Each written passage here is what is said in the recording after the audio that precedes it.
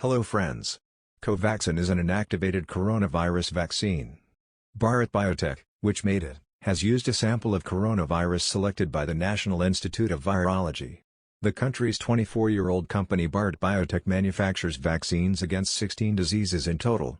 These vaccines are sent to 123 countries of the world. Covaxin is made with the help of a dead coronavirus.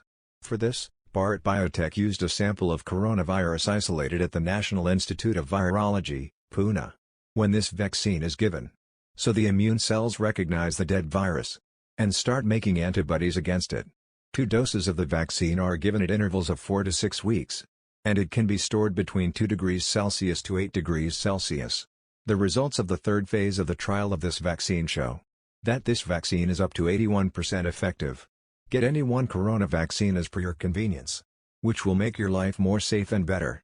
To know more about Corona vaccine, comment us and stay tuned with the knowledge section. Thanks friends.